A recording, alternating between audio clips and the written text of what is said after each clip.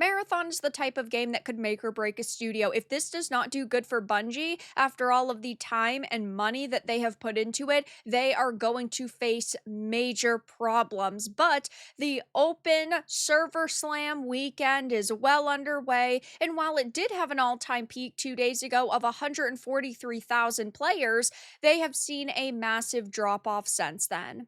I have a few different things to show off, but before I get into the topic, if you enjoy the content I create, check out the links in the description, join the community in my live streams, and consider supporting through Patreon or YouTube memberships. Now, yes, 143,000 players in game at once is a hefty chunk of change, but you have to take into consideration that this is an open server slam weekend. Anyone can jump in, anyone can give it a shot. When the full release rolls around next week, that's not going to be the case. You are going to have to pay an upfront fee. And so if people only play a handful of matches and they decide, it's only okay, I'd rather spend my money on something like, I don't know, Resident Evil, or put it towards a pre-order for something like Crimson Desert, they are not going to have this many players in game. And when the Saturday of this server slam rolls around, and at 2 p.m. on a Saturday, they only have 60,000 players in game. And again, just a few days ago, they had 143,000.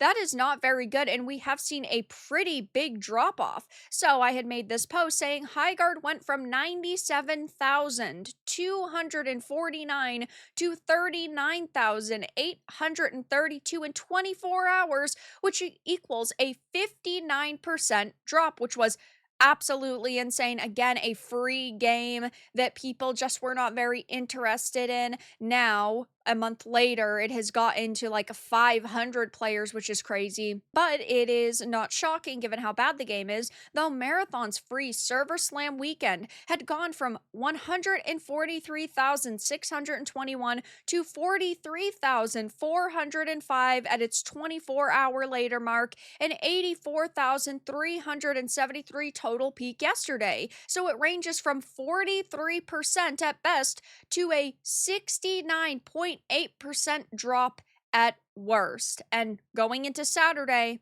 60,322. These are not good numbers, because let's say only half of those people are actually going to buy the game and are actually interested in buying the game.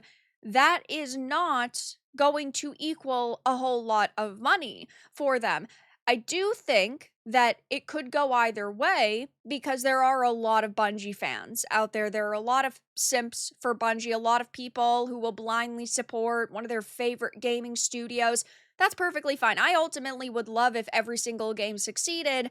Generally, that doesn't happen though. And in the case of this, yeah, there are plenty of people who I'm sure are skipping on Server Slam weekend, and they're opting to play Resident Evil Requiem because that is the latest, hottest game on the block. Will those people decide to still monetarily support Marathon come next weekend?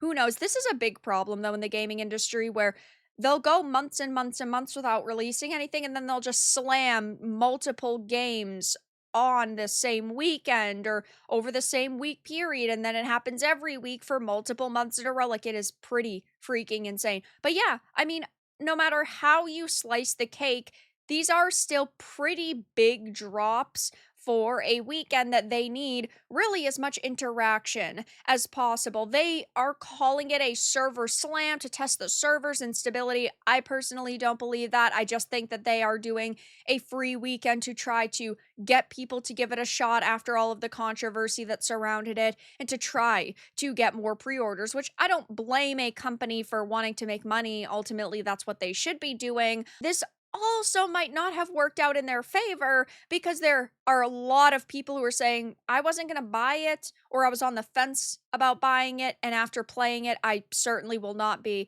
And there's a lot of backlash surrounding this, just saying it's a bad game. It's called Marathon because all you do is run around wondering when the game starts to get good. They named their game Marathon, but they should have named it Sprinting, the way I'm sprinting to uninstall this trash ass game.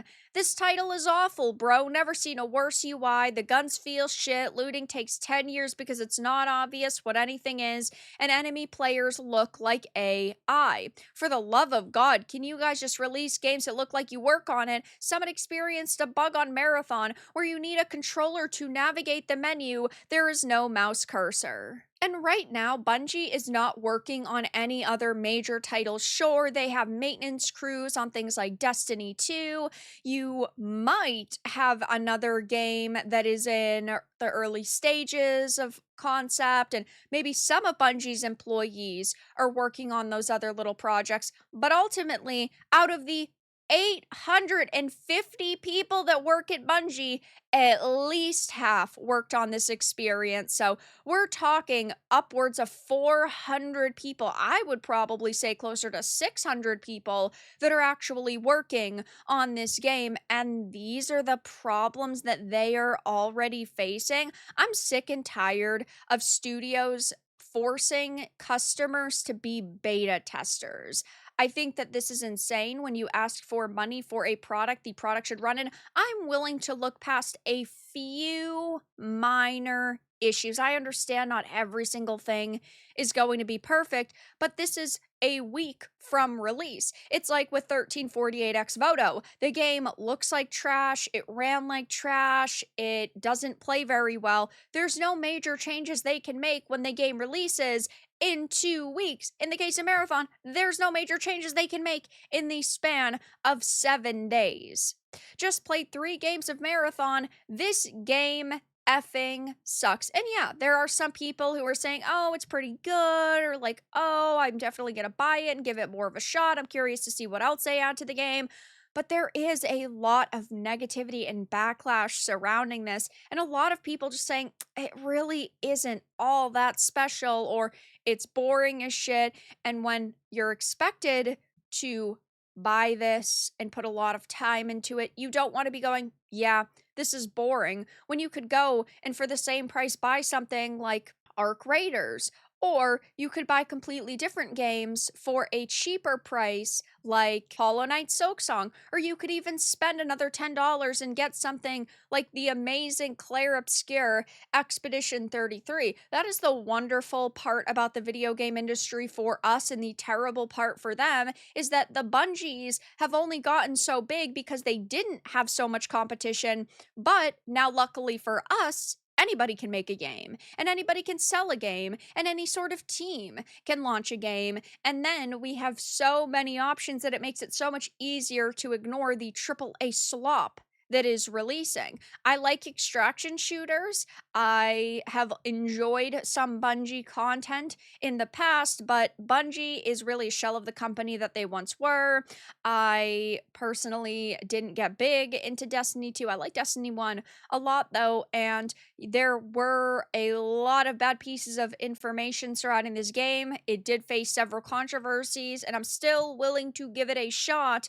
But man, oh man, is it tough to see these companies not delivering the highest level of quality possible to their customers, and really a lot of them just don't care. So yeah, so far they're seeing some pretty big drops in player counts. We'll have to see if this continues and what it ultimately ends up being, what the all-time peak is versus what the numbers end on in a few days. But so far these drop percentages are not looking super positive for this studio. But that's all that I really had to discuss in this video. Let everyone know your thoughts in the comments below. If you found this important and informative, make sure to give it a like, share it, and subscribe to the channel. And if you didn't, give it a dislike. I appreciate your support either way, but I'll talk to you all again in the next video really soon.